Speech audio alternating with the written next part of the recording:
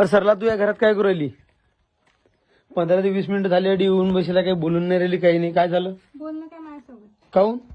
आणि तू मागून कोणाला नाही फ्लिपकार्ट काऊन पाहू राहिली? काय चालू ते? रागाला मला तुमचा. मग रागालाच मागच्यासारखं करतात काय? काय पाहू राहिली? ड्रेस? अरे हट रे बा, दाखव रे बाबा तो मोबाईल फ्री. मला हे घेऊन पाहिजे. मग घेऊन पाहिजे? मागच्या वेळी बी असंच झालं. रागाला गेले 1000 रुपये फटका बसला मले. हे पा हा ड्रेस पाहू राहिले आता बी. रागाला की डायरेक्ट शॉपिंगच. असकस काय? असकस काय?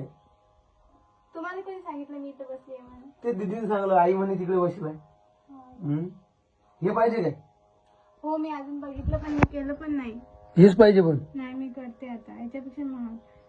माझ्यावरती का बरं चिडचिड करता मग नेहमी? पायर बा, आता बायको तू तर चिडचिड तुझ्यावरच करीन की नाही? प्रेम तुझ्यावर करतो तर नाही, शेजारीनं चिडचिड करत जाऊ काय? पण या गोष्टीचा मला फायदा आहे ना. राग आला तर बरं फ्लिपकार्ट ओपन करायचं. फ्लिपकार्ट. वा वा वा वा, हा तर जुगाड मस्तच जमला भाऊ. हे असं असतात मग बायकाईची नखरे. जाऊ द्या रे भाऊ, काही खरं नाही. मग असं प्रेमात विचारलं की कसं म्हणतं की नाही आता सध्याच नाही. नाही आता नाही घेऊ ना. मग घेऊ आपण दुकानात जाऊन घेऊ. फ्लिपकार्टवर चांगलं नसते भाऊ, चांगलं नसते. ऑर्डर झालं? मागच्या वेळेस असं झालं, ऑर्डर झालं आणि मला फोन आलता की दत्तावरून तो पार्सल आलं. तेव्हा जाऊन पाहिलं तर 800 रुपयाचं पार्सल आलं होतं. आता काय मी किती झालं? नाही केलं नाही ऑर्डर.